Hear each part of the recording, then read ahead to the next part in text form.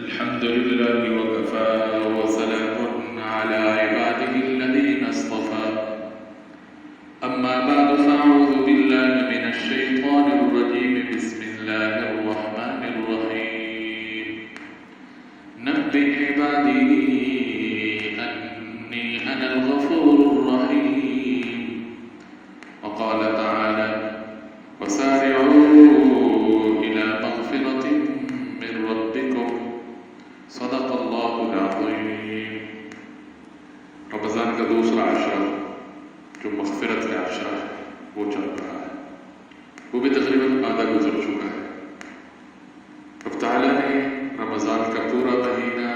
اور خاص طور پر جو درمیان کے 10 دن ہیں یہ اپنے بندے کے لیے خصوصی طور پر مغفرت کے دن بتائے۔ یوں سمجھو کہ اللہ کی مغفرت ہواؤں کی طرح، بارش کے قطروں کی طرح اور سمندر کے پانی کے موجوں کی طرح اپنے بندے کی تلاش میں ہے کوئی بندہ جو اپنے رب کی رحمت سے حصہ لے، اپنے رب کی مغفرت سے حصہ پالے۔ پورے مہینے میں رب تعالیٰ نے اپنے بندے کے لیے مغفرت کا بہت خصوصی انتظام فرمایا ہے۔ مختلف روایات ہیں، بعض روایات میں نبی کریم صلی اللہ علیہ وسلم نے ارشاد فرمایا کہ روزانہ افطار کے وقت 60,000 آدمی جہنم سے اللہ بری فرماتے ہیں، اور جب عید الفطر کا دن ہوتا ہے تو اتنی تعداد میں جہنم سے بری فرماتے ہیں جتنی تعداد میں پورے مہینے میں آزاد فرماتے ہیں۔ یعنی 60,000 30 مرتبہ تو کوئی 18 لاکھ کی تعداد بنتی ہے۔ حضرت حسن رضی اللہ تعالیٰ عنہ حضور سے روایت کرتے ہیں نبی کریم صلی اللہ علیہ وسلم نے ارشاد فرمایا کہ اللہ ہر رات میں 6 لاکھ آدمیوں کو جہنم سے بری فرماتے ہیں۔ اسی طرح حضرت ابن عباس رضی اللہ تعالیٰ عنہ کی روایت ہے جس میں 10 لاکھ بندوں کی بات ہوتی ہے، 10 لاکھ آدمیوں کو جہنم سے اللہ بری فرماتے روزانہ، جو مستحق ہو چکے ہوتے ہیں جہنم کے۔ جب رمضان کا آخری دن ہوتا ہے تو یکم رمضان سے آخری دن تک جس قدر لوگ جہنم سے آزاد کیے گئے ہیں ان کے برابر ایک دن میں آزاد فرماتے ہیں۔ یہ ساری تو اللہ کی طرف سے بن مانگے اور اللہ کی طرف سے بغیر مطالبے کے جو بندے معافی جن کا اعلان ہوتا ہے اور جو بندے معاف ہوتے ہیں۔ تو اس لیے مجھے اور آپ کو اس بارے میں فکر مند رہنا ہے، مجھے اور آپ کو اس بارے میں سوچنا ہے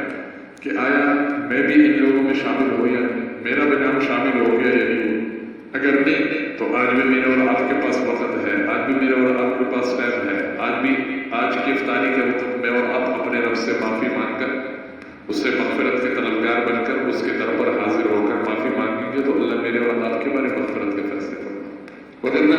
پھر وہ حدیث مجھے اور آپ کو ذہن میں رکھنی ہوگی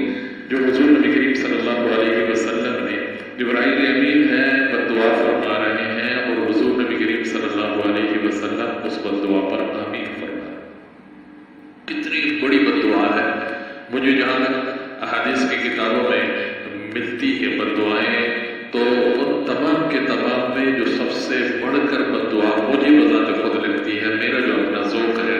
وہ یہی بددعا مجھے لگتی ہے جو حضرت ابراہیم امین بددعا فرما رہے ہیں اور حضور نبی کریم صلی اللہ علیہ وسلم اس بددعا پر آمین فرما رہے ہیں۔ بظاہر حضور خطبے کے لیے تشریف لا رہے تھے تو جمعے کا دن ہوگا، خطبے کا وقت ہے، مسجد نبوی ہے، جبرائیل امین جو فرشتوں کے سردار ہے وہ بددعا کر رہے ہیں اور امام الانبیاء محمد رسول اللہ صلی اللہ علیہ وسلم اس بددعا پر آمین کہہ رہے ہیں۔ اور حقیقت یہی ہے کہ حضور نبی کریم صلی اللہ علیہ وسلم وما ينطق عن الهوى ان هو الا وحی یوحی، جبرائیل امین کا آنا بھی اللہ کے حکم سے اور حضور صلی اللہ علیہ وسلم کا اس بددعا پر آمین کہنا بھی اللہ کے حکم سے۔ تو مجھے اور آپ کو یہ سوچنا ہے کہ آیا میرا تو نام ان 3 بندوں میں شامل نہیں ہے، میں کہیں ان 3 کاموں میں سے کسی ایک کام میں مبتلا تو نہیں ہوں۔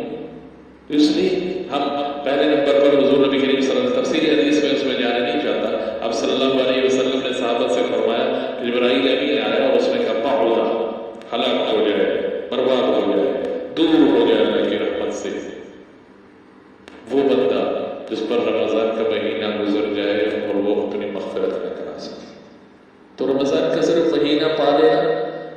کے مہینے کا آ جانا یہ صرف کافی نہیں ہوگا، اپنے رب کے حضور اپنے آپ کو پیش کرنا ہوگا، اپنے رب کے حضور اپنے اعمال پیش کرنے ہوں گے، اپنے رب کے حضور اپنے آپ کو حوالے کرنا ہوگا، رب سے معافی مانگنی ہوگی۔ جیسے روزانہ کی ترتیب سے آواز آتی ہے یا باغی الخیر اقصر یا طالب الخیر اقبل،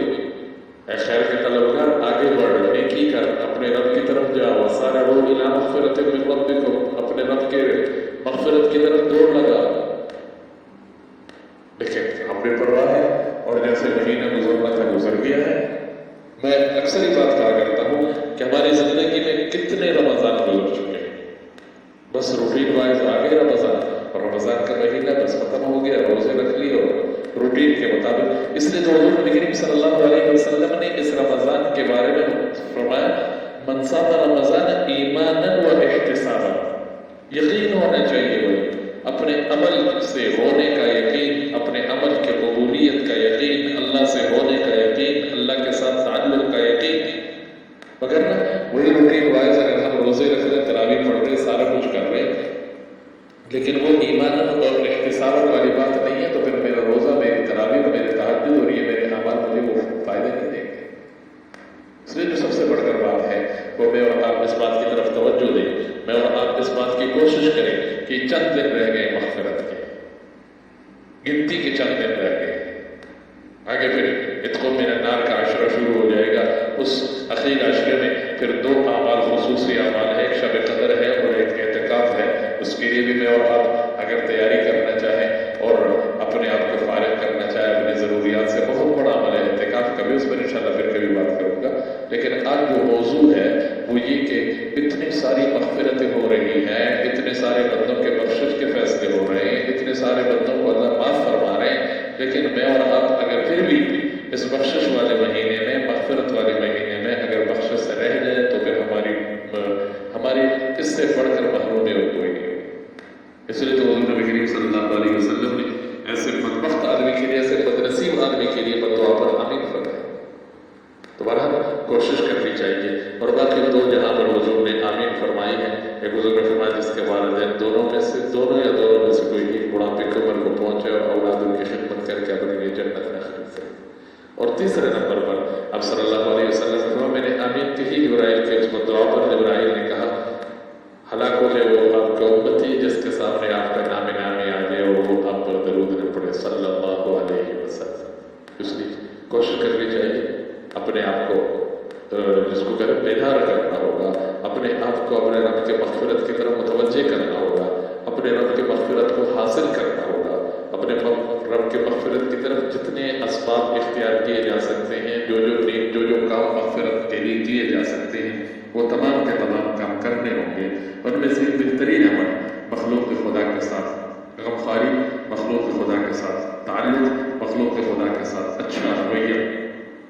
لمبی حدیث ہے، حضور نے فرمایا، اللہ فرمائے کہ میرے بندے میں نے تجھ سے پانی مانگا تھا، میں نے تجھ سے کھانا مانگا تھا، میں نے تجھ سے یہ چیز مانگی تھی، فلانا کیا تھا، فلانا کیا تھا، تو بندہ کہے یار میں آپ کو کیسے دے سکتا؟ تو اس سے یہ بالکل واضح طور پر بات سامنے آتی ہے کہ جو مخلوق خدا کے ساتھ جس طرح کا معاملہ کرتا ہے خالق کائنات اس بندے کے ساتھ اس طرح کا معاملہ کرتے ہیں، تو صدقہ فطر ہے، ویسے خیرات صدقات ہے، اور زکوٰۃ کی صورت میں تو غریب غربا کے اگر میں اور آپ مدد امداد کریں گے یا ان کی مدد امداد کے لیے میں اور آپ وسیلہ اور سبب بنیں گے تو انشاءاللہ یہ بھی میرے اور آپ کے مغفرت کا ذریعہ ہوگا۔ کوشش کرنی چاہیے، اللہ مجھے وہاں عمل کی توفیق نصیب فرمائے۔ وما علینا